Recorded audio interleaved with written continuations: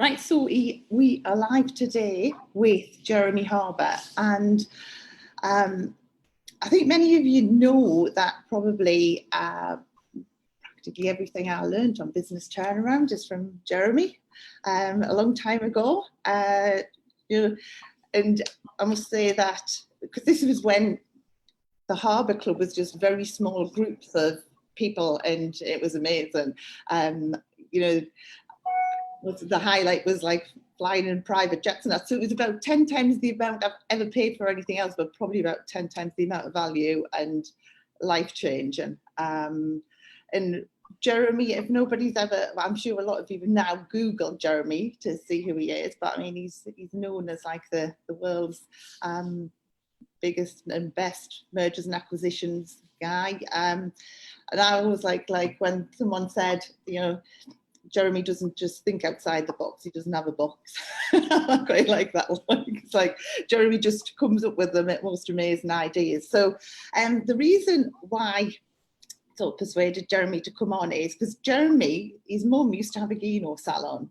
So he knows it from sort of both sides kind of thing, of like multi-million-pound businesses back down to sort of like businesses. So Jeremy, do you want to do a bit of an intro on yourself?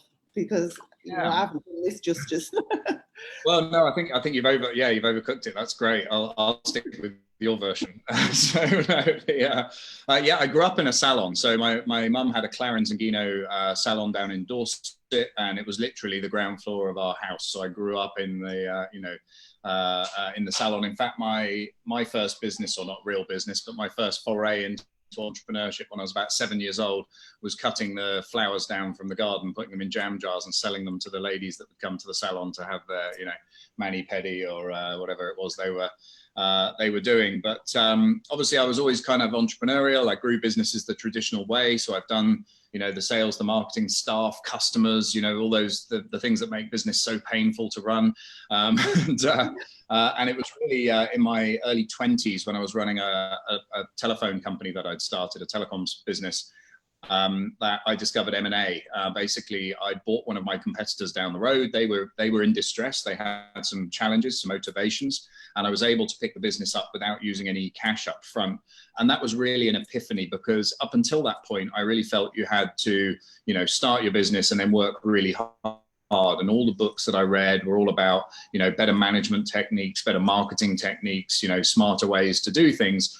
No one had ever told me you didn't have to do any of that. You could just run the last 10 yards of the marathon and you still got a medal. We grew by a year's worth of sales in an afternoon, having not spent a penny on marketing or taken any risk or done anything, dramatic. And that was just a major epiphany for me. And it fascinated me from that moment forwards. And so I basically became a self-taught mergers and acquisitions person. So I went on to do a number of deals with the telecoms company. In fact, over an 18-month period, I bought another 11 businesses. So I had 12 companies, 135 staff, about £13.5 million in revenue. Sounds very glamorous, but it was actually a massive headache. I often joke to people, the only thing worse than running one crappy business is running 12 crappy businesses. You're frozen. I'm just going to say, yes, Jeremy's in Singapore, so you're frozen at this end. Yeah. Right. Has we frozen for everyone? Oh.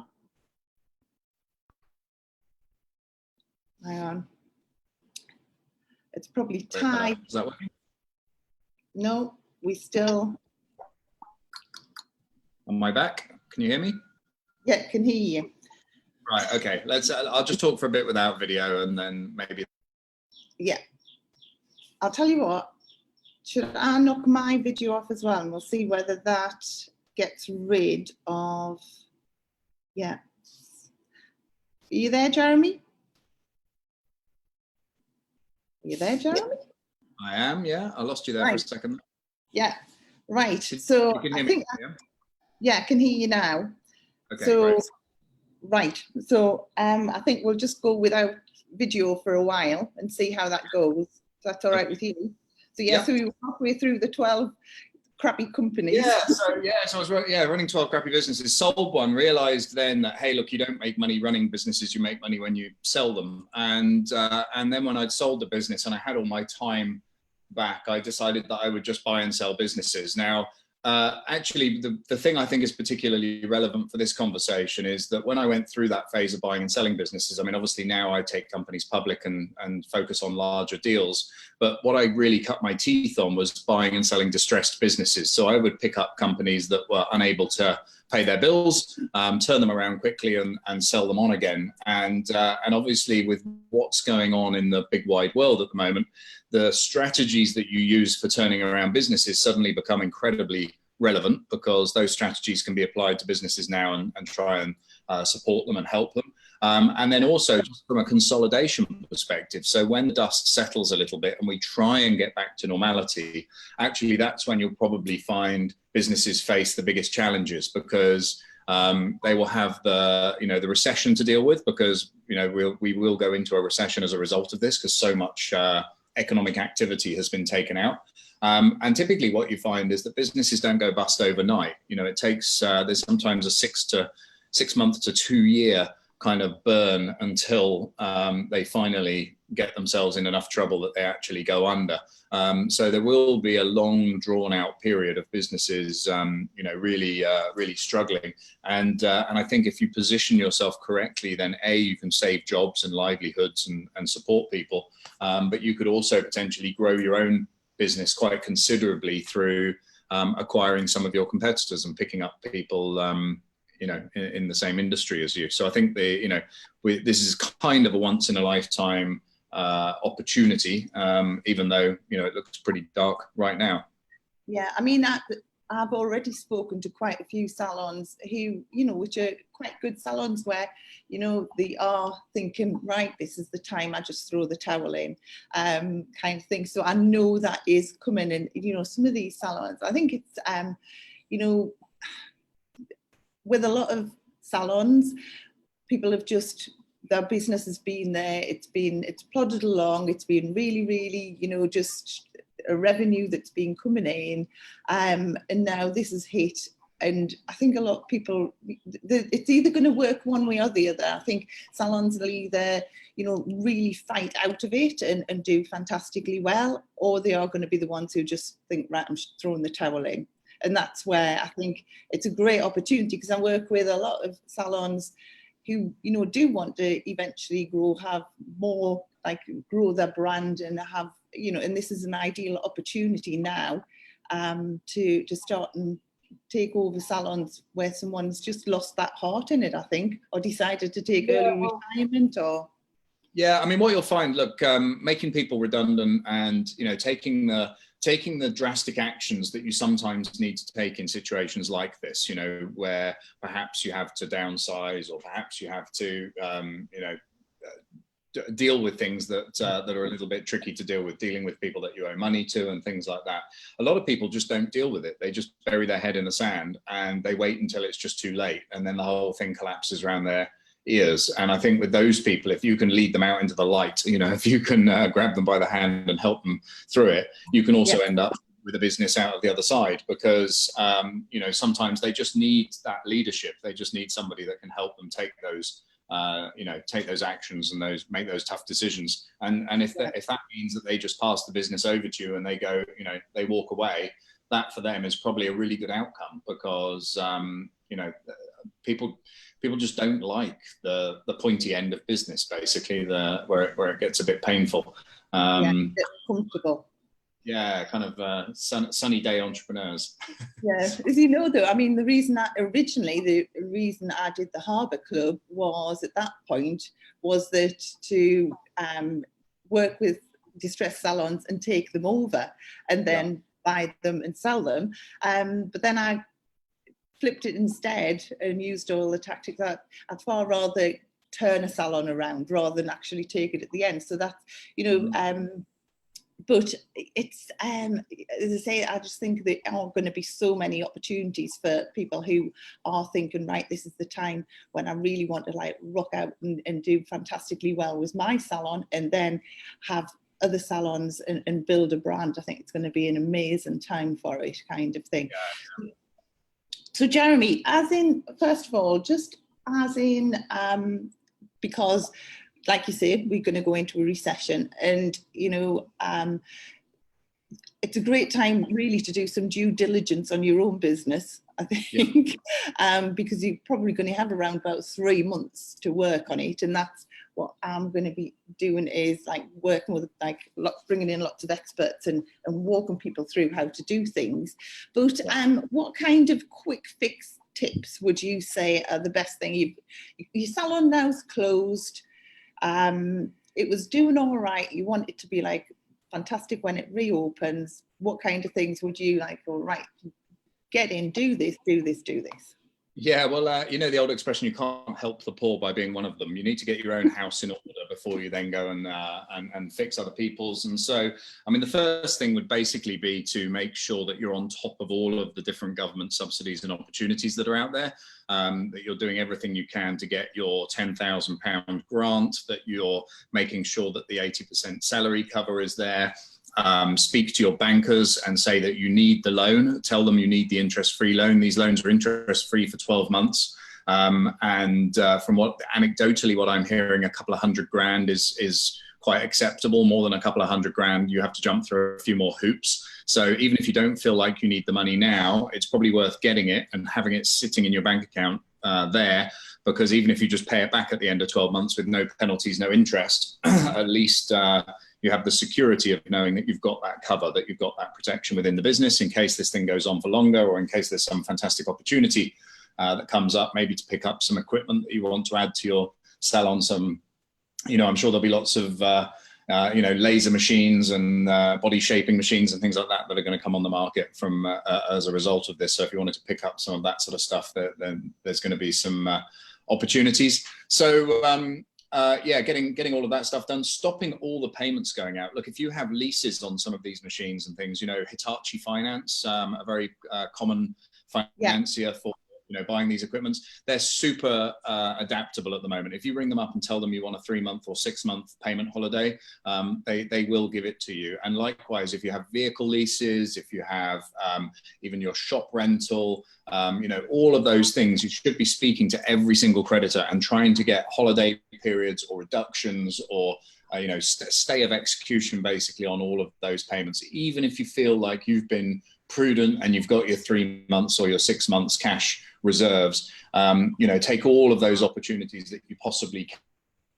Yeah, definitely. I mean, the thing is as the well, outgoings. I'll tell you something I need to have a look into, because in the UK there's loads and loads of like European grant funding still out there. I'll have to find out whether actually getting the grants, the money, because obviously with the grant funding from the European things, you have to have the cash up front to get the 40% of what extra grants that are out there.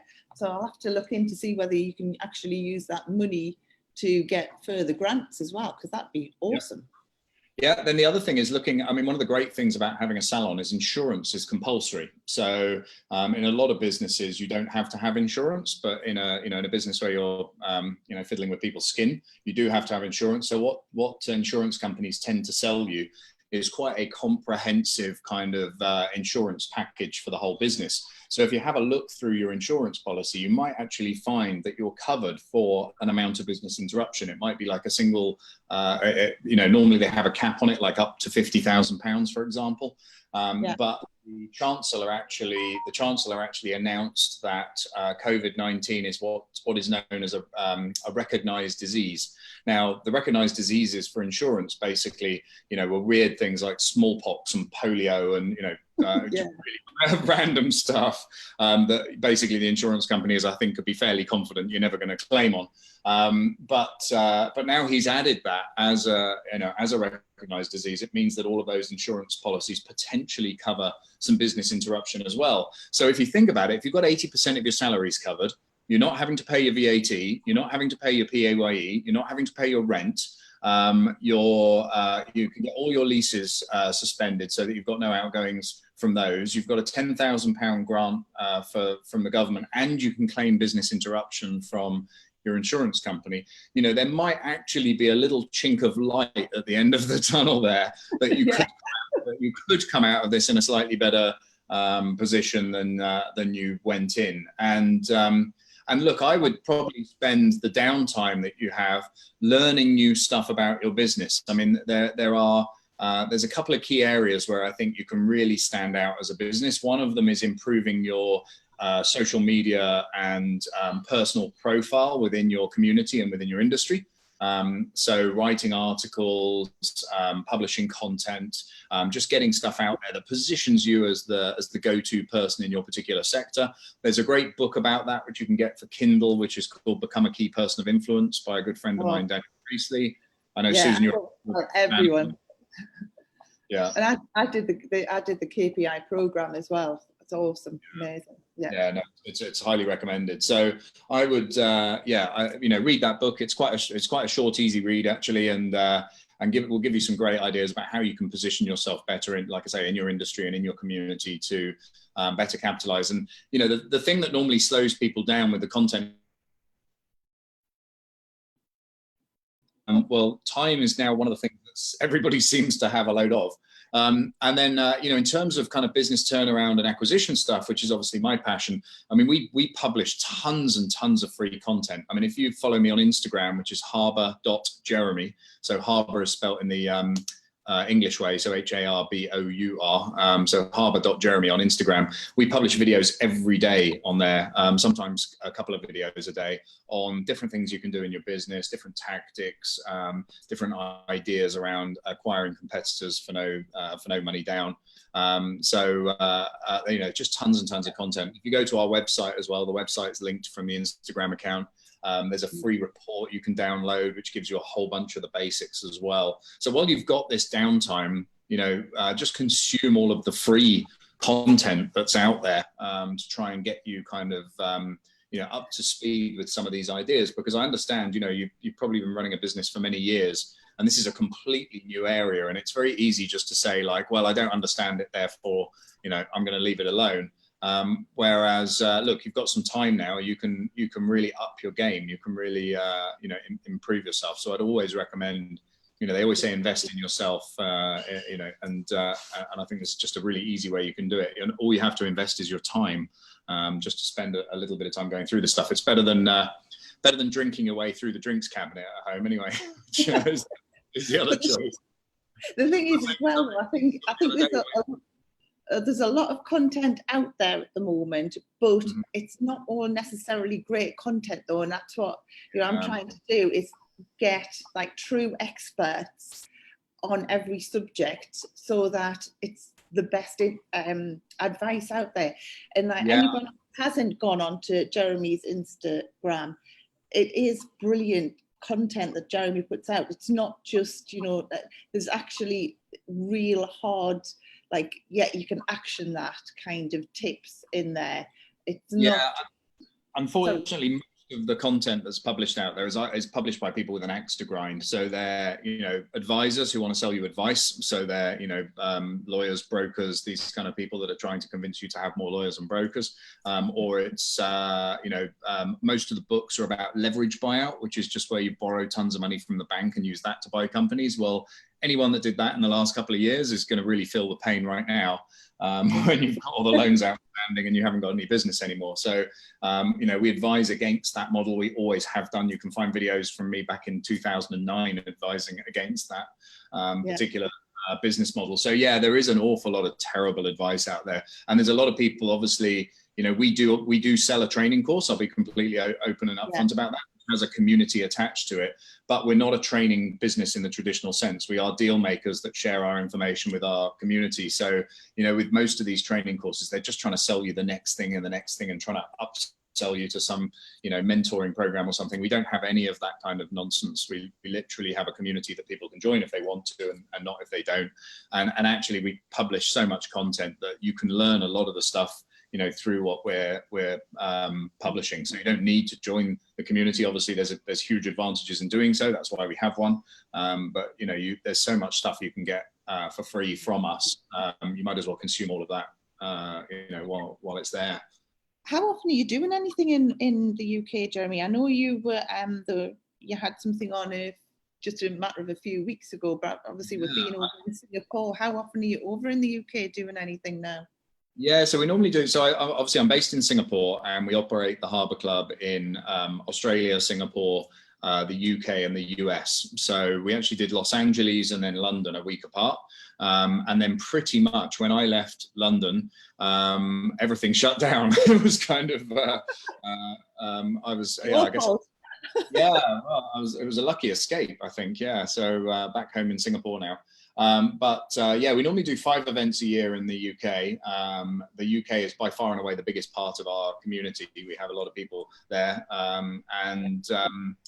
Now, obviously, under the current circumstances, we're doing a virtual training program. So it's still the 3 days, and it's still on, still over 3 whole days, but we're delivering it through a virtual delivery with lots and lots of other content that's delivered to people, so they get all of the learning and the information.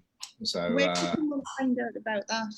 Just before. If you go to harbourclubevents.com. So www.harbourclubevents.com. Again, Harbour is HARBOUR. So harbourclubevents.com. If you go onto there, actually the best thing to do if you go to that website is there's tons of videos and stuff like that on there, but is to download that free report that I mentioned and have a go through that, because that'll give you a flavour as to whether this is something for you or not. You'll get an idea of, it gives you some ideas about how you can find opportunities. It gives you some idea as to how you can approach them. An example of a deal structure with no money down to enable you to buy a company. So here's the joy of from home. I get a 3-year-old joining. Joining. I'll put mine on as well. I'll put my video on. You're going to give to me, are you? Thank you. Is it spicy? Yeah. So look, you can say hello. So say hello. Yeah. Hello, I got this. Yeah, you have got. Incredible, isn't it? It's for you. It's for me. I got 2. You've got 2, have you? So I can have 1. Is that right? Yes. Ah. 1 for Mama, 1 for you. Oh, 1 for Mama and 1 for me. Okay, that sounds cool. Why don't you go and give Mama 1 then?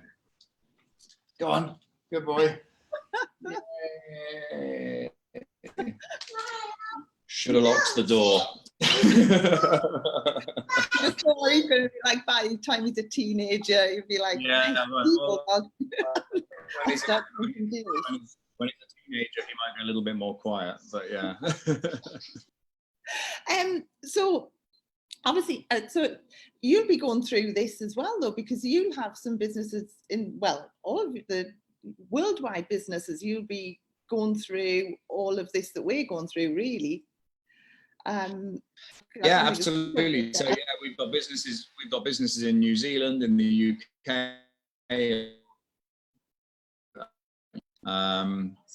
We have to turn the video off again, I think. Yeah, I'll turn mine off now. It's interesting. Different businesses are reacting in different ways. So, I mean, for example, we've got a company in the UK that has a contract with Harrods, and it's for a big refurbishment. And obviously, Harrods is closed down, which means they can actually deliver it quicker, get paid quicker. So there are some advantages, some disadvantages. The companies that we're talking to at the moment, like in our deal pipeline, it's fascinating. So one of them, provides tour buses for musicians, and they were saying that actually all the events have been postponed until September, so they get paid out by the insurance. So whether they do the work or they don't do the work, they're still being paid, which is great. And potentially they get to do it all again in September. So there are highlights, but it's obviously incredibly disruptive. I mean, and it's more the unknown part that's panicking people, because I think until we get some kind of sense as to when this finishes, I think everybody's going to be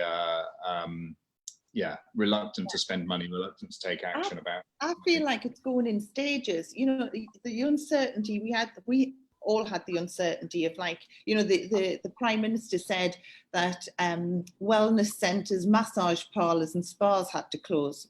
Well, like, it was like, well, do we fall into that category or do we not? Right. You know, and then there was like so much like of like whether we should or we shouldn't. And, you know, I think now that the decision's made and like everyone's closed, I feel like then we're moving into the next stage. So I think that it's like you've got to, one stage sort of has to end before you move into the next one. I think now is the time for reflection, to think about what you want your business to be and sort of and to start, and if you want to reinvent, because like you were saying, there's out of this is like all these opportunities coming out which you probably would never have like done before, you know, like delivery and you know and all that kind of thing.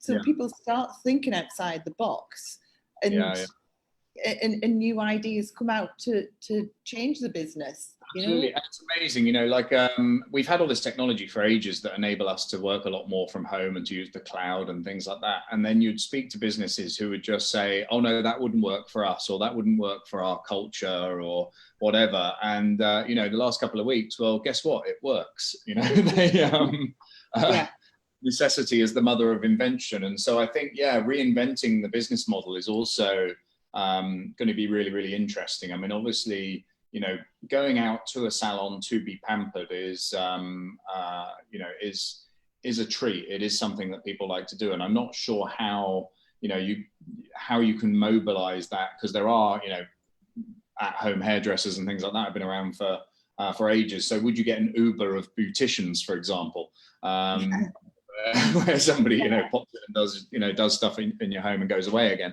But yeah, I think it will force people to rethink how they do stuff and how they protect staff and customers, but still have a business.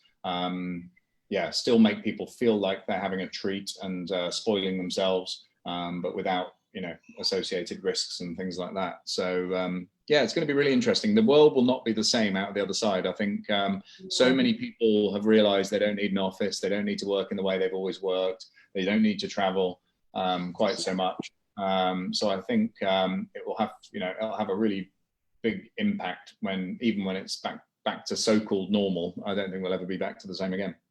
Yeah, I mean, I know because I came out here a couple of weeks ago to Thailand with the idea that I just wanted to have some time to think and get a clear head on what I wanted to do next. So, you know, everyone now is being forced into doing that. And I know the amount of like clarity I've got since I've been here, you know, and I think everyone now is just starting into that, you know, because it's never, ever have we ever been forced into doing nothing kind of thing, you know, and I think actually going back, I mean, I think what you'll find though is 99% of the people do just hit that drinks cabinet and they end up on that bottle of grappa. The bottle of grappa that's been sitting in the back gathering dust for 15 years, you know, ends up getting nailed. But I mean, if you can get yourself some of those big jumbo Post-it notes and boil it back to bare basics of what do you really want out of life? What does your ideal day look like? How do you manifest getting that ideal day? What are the steps that you need to take tomorrow to take you towards those goals? You know, all of that kind of traditional stuff. Type in goal setting into YouTube and watch a bunch of videos on goal setting and try and boil, you know, distill back the ideas and the things that you want to achieve and distill those back into actions that you can take every day. You know, I mean, every January my wall ends up, you know, plastered in these giant Post-it notes with ideas and things that I would like to do. I think hopefully that's going to be replicated in people's you know, living rooms, bedrooms and home studies across the whole world as people really spend some time, you know, thinking about stuff. And just remember that all the time you spend doing all of that kind of planning and resourcing, you know, you're effectively, you know, massively ahead of your competitors. You know, you're going to own the game because 99% of people will be on that dusty bottle of grappa. You'll be in the 1%. So.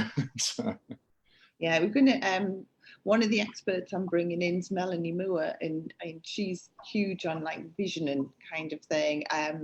And I just think having the time to do that, do all of like your vision work, and as well, like you say, with post-it notes, just having a notebook with you all the time, just because it's like ideas will be coming to you all the time.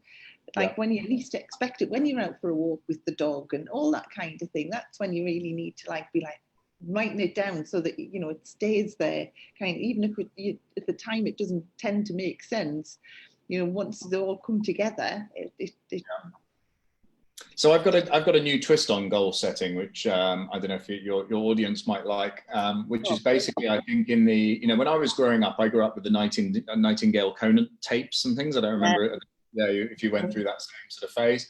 Well, obviously back then it was all about setting goals and having a vision and, getting really emotionally connected to that vision. And then we kind of went through a Tony Robbins era, which was all about chunking that vision down into manageable pieces that you would then go and action. And then in the last 10 years, we've kind of had the habit era, which is all about creating habits, because if you can do things on a habitual basis, that takes you towards those chunks, and those chunks take you towards those goals. So it's all been about, making everything that you do a habit. You don't get fat from one pizza, you don't get thin from one salad, that kind of idea. I think the next evolution is accountability. And I'm calling it quantum accountability, which is accountability down to like small details, which is basically how you take those chunks and then you basically share your actions with someone, and then you speak to them on a regular basis about how you're doing with those actions. So for example, every morning I write down all of my goals. I write down my to-do list, and my to-do list has to encompass things that include those goals, because otherwise you end up caught up in the daily whirlwind of stuff that has to be done and you don't actually take steps towards the goals. And I then WhatsApp it to my wife and also to a business coach and tell them what I'm going to do that day that takes me towards those goals. And then the next day I have to report on which of those things I did and what things I'm doing going forwards. And it's really weird, just that little bit of accountability that you've told somebody else you're going to do this, and the potential embarrassment factor the next day of having to admit you didn't do it or come up with an excuse as to why you didn't do it. It seems to create, it's a completely artificial pressure. But it seems to create a pressure that actually makes you do things. And I've been doing it all of this year, and it's had a massive impact. I mean, I've health and fitness goals are through the roof. I've dropped 10 kilos. I'm in the best shape of my life.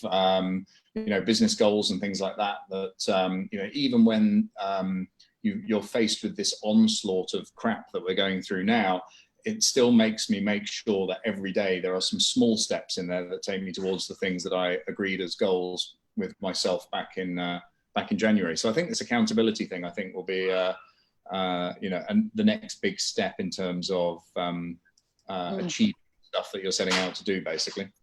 I think that's a brilliant idea, though, as well, because, and I think to start that now, because it's so easy when you've been in a routine, and that routine's gone out the window, you need another routine, kind of thing, really, don't you? So you need to have that accountability. Or, like you say, they're just going to hit the bottle and I can just like have a lie in and then just go for a walk, and you need to have that accountability. Yeah, I think that's a brilliant idea. Yeah. I like that. Yeah. Cool. Give it a spin. So. Yeah, I mean, I think we've pretty much covered everything that we can. I mean, I'm just looking to see what other questions we've got coming in. I mean, as I say, I knew today we just have like people like in awe of like listening to what you had to say, because it's very rare in our industry that we ever get anybody like your experience to come and to speak to us. So I'm forever grateful for you jumping on to do this. Right, we've got some questions. Right, okay. Do you think we should reduce staff hours on return for a while after lockdown? Can we do this if we get the 80% government grant?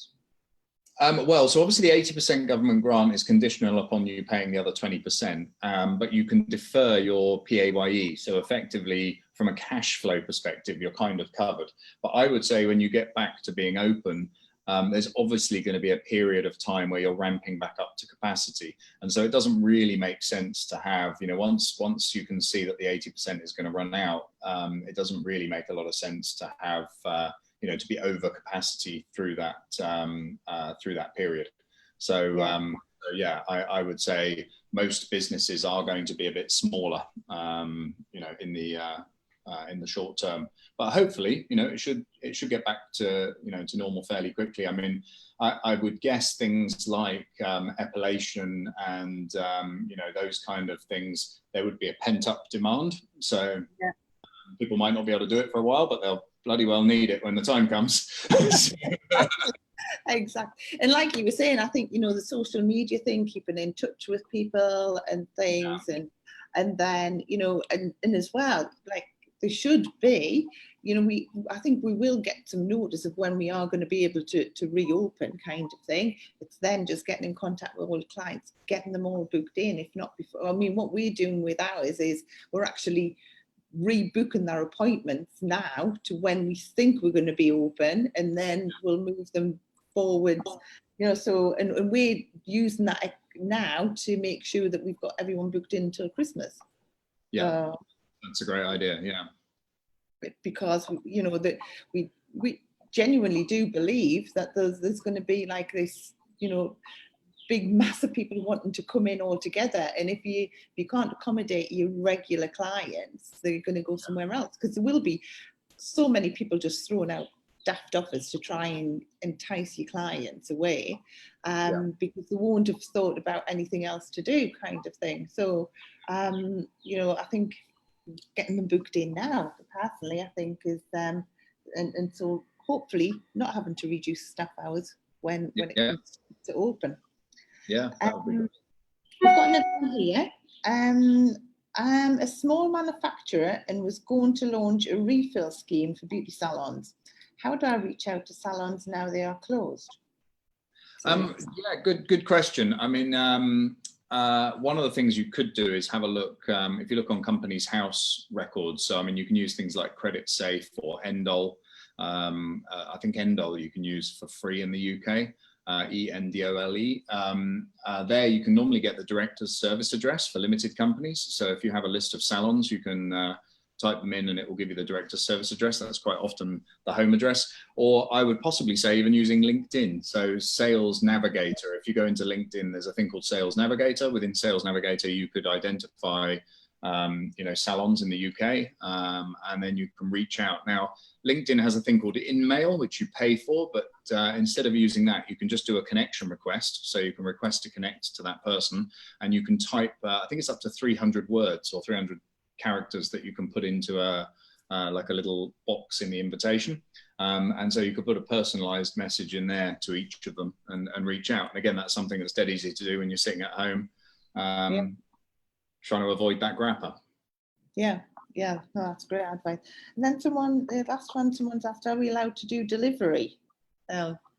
Yes, as long as it's safely, I would have said. Deliveries are no problem. Always on one more question. When do you think we'll be open? Well, I don't think anyone really knows that at the moment, do they? Your guess is as good as mine. Look, here in Singapore, we were very strict around containment and tracing. So, you know, we really jumped on every case that came up and contained it and reported it and all that sort of stuff. And here, our salons are open, but we've got some really weird restrictions. So, I mean, obviously, cinemas and things like this are closed, and theatres are closed, sporting events are closed. My dinner reservation on Saturday, they rang up to check that we were all living in the same household, because you can only have more than 2 people for dinner if they live together. And it's me, my wife, and my kids, so it's okay. But yeah, so there's a few restrictions like that. But salons here are still open at the moment, and so I think basically what we will move from is we'll move from a complete lockdown, because the complete lockdown is needed, to social distancing. And social distancing is just that there's not groups of people, that generally we're not put in environments where there's people more than a meter packed together. So you just have to be a little bit careful with things like waiting areas, and stuff like that, that you're managing it so that there's not groups of people gathering together, and obviously you're taking reasonable precautions around sanitization, wearing a mask, all of that kind of stuff. So I think that kind of normal could probably be 2 to 4 weeks away. 2 weeks if you're really, really lucky. 4 weeks, I think, probably more likely. And then you could see, a return to precautionary normal. Yeah. I mean, the thing is that, so have salons been closed in Singapore, or did they never actually close them? No. They didn't close them, yeah. Right. So, I mean, the things that I've sort of had are that we're possibly looking at a couple of months before everything's back, but you just don't know, because everything's got to get back to as soon as possible, but I know they've got to get rid of everything. So someone's just asked, how are you wording it, Susan, to get them booked in? Well, basically, we're not wording it. We just, as we've taken someone's appointment out, we, on the phone to them, booking them back in, and most of them have got follow-on appointments anyway. So we're not taking a deposit. Someone's just asked that, just because I think clients who have been long-term clients and clients who want to come in, they're going to be there anyway. But I mean, it depends what your policy is on that. Well, most of the CRM systems for salons now have reminder stuff built into them, don't they? They have SMS reminders, email reminders, that kind of stuff. So actually having them in the system like that is quite good, because it's going to send them a reminder automatically, so you don't need to do all of that. Exactly. And what date have you started booking clients in for? I've looked at June. So and then what we've said to clients is that as soon as we know we can move them forward from that, we'll move them forward. But I just want to make sure that we've got them there. So rather than sort of like ring them in a couple of weeks and say, right, we need to move again and again, because obviously we're quite busy anyway. So we are just taking clients and contacting clients as we go, kind of thing. So that we only contact clients up until this Friday currently, but we've sent out a message to everyone to say, so everyone knows that we closed. And then we are personally contacting, because it's a great time as well, because getting in touch with clients is normally a nightmare. But everybody's in the house now. Nobody's doing anything. So it's a great time to get in touch with clients and to, to just re-engage with them. It's like the perfect time that, we've never had before, where, that like Jenny Smith isn't going to be at work unless obviously it's a carer or in the NHS or a key worker.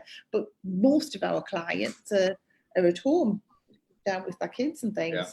So it's a great. What do you think about doing? What do you think about doing a gift voucher campaign? Treat yourself when this is all over type of campaign. Yeah, I think it's a great idea, and there's quite a few salons were doing that beforehand as well. But yeah, the thing is that I think at the moment, I think people need to like get adjusted a little bit, because I think at the moment people are out buying extra toilet rolls and food and things and using that cash that way. I think once that sort of eases off, which I think will be next week, I think that's when it'd be a great time to start and do a voucher campaign and sort of even look at sort of schemes for, if you don't book your clients already months ahead, schemes for like, treating clients to extra things if they pay in advance or pay a monthly fee or or booked ahead. And you can also, you've got to be careful how you phrase it, but supporting your local business somewhere in the in the marketing material, I think would resonate with some people as well. So it's been great. There's been a lot of salons contacted us to say that the clients have just given them money to put on their account, just to help them out while this is going on. We are all lucky that we've got great clienteles, but that is you know, it's really, well, in any business, looking after your clients really, really well. And then at times like this, they're so supportive. Wait on, someone just said, can I go to the salon to ring clients? Yeah. Like lockdown's not that you can't actually go out, so yes. Yeah, that's not a problem at all. And whether when you're there, whether you want to bring products home and then start and post them out to clients, because that's another thing. Everyone's going to be running out of like the skincare products. So at the same time, have a look in the history at what products they need and ring them up. And you know, great thing to say is because like we don't know when we're going to get restocked. So get people to buy extra as well if you've got certain stock. A great social media thing you could do as well would be like a 7-day skin detox program or something where, you know, they do something each day with a mask and with a gel and with something else and something else, and you send them a bundle of product and perhaps do some little videos instructing them how to apply it in the best way or whatever. You know, things like that could be, you know, what can people do while they're sitting around at home, you know? It's yeah. I mean, there's just so many ways to get inventive, you know, and I think it is a time where, you know, it's a great time because people have got time to watch videos, people have got time to engage. It's just, you know, it's just a great time, really. Like, to me, I'm looking at it as, you know, an opportunity to you know, reinvent yourself and reinvent. Yeah, exactly. So what's your plans, and Jeremy, out the back of this? I'm just going to clear out the drinks cupboard and do it all tonight. I love it. Yeah. Do as I say, not as I do. Yeah, look, I think right now there's just so much noise going on. What I've decided to do is I'm going to spend the next week or two publishing more content than normal, helping businesses that need help, you know, for kind of free, you know, just trying to give my advice and try and help people wherever I can. And then I think when the noise has settled down a bit and when it's not so chaotic, then I think will be the opportunity to start reaching out to businesses and looking at who, you know, could be a good acquisition target or where, you know, where the future lies in those terms. But right now, I just think it's too chaotic and there's too much noise. You'd be seen as being too opportunistic, I think, to jump in at this point. So yeah, just help people wherever we can. We're all in this together. It's a horrible place to be. I've been in charge of businesses that have gone down the pan, and it's not fun. So you know, I think you're very lucky in the UK. You have so much stimulus from the government. You know, the UK government, whatever you think of them, have actually acted faster and better than pretty much everybody else in the world right now. I mean, in the US, they were dicking around with the Senate bill for the last week, and it's only just passed, and it's still not going to get into the hands of anybody really for a little while longer. And so, you know, they've already seen a spike of a couple of million people unemployed because they don't have the safety net that we have that you have in the UK. So yeah, I keep saying to people, you know, these decisions that the government have had to make, normally it would be months. You know, they'd be looking at it, then changing it and looking at it. It's just basically the moment. You've just got to get something in place. So it's, you know, I think they've done phenomenally well. You know, it's in the space of like me being out here, like it's changed so much, and for them to get the country in lockdown and to get like everything for the wages and everything in place, it's a phenomenal feat kind of thing. So yeah.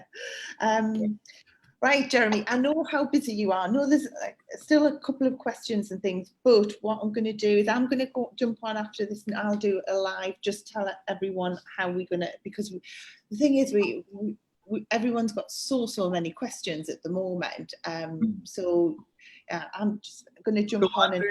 I'm doing a webinar on Monday as well, which is a Q&A. So I did one last Monday and basically ran out of time, and there were about 50 unanswered questions. So I'm going to start it with the 50 unanswered questions and then answer some more. If anybody wants to join that, find me on Instagram. So harbour.jeremy on Instagram, and then we'll be publishing the link for the webinar on there. Come and join. Brilliant. Yeah, I mean, I would recommend everyone to do that because, say, Jeremy's information is just fantastic. And say, you know, you just touched on a tiny little bit of like the immense amount of information that like Jeremy has got, and some of the business tactics are just amazing. So yeah, I'm going to say thank you so much, Jeremy, and I know everyone will have got so much from this, so thank you. I'll jump back on, and no doubt I'll speak to you soon. So thanks ever so much, and everyone get onto Jeremy's webinar, because it'll be fantastic. Brilliant. Fantastic. Thank you. See you soon. Take care. Take care. Bye bye.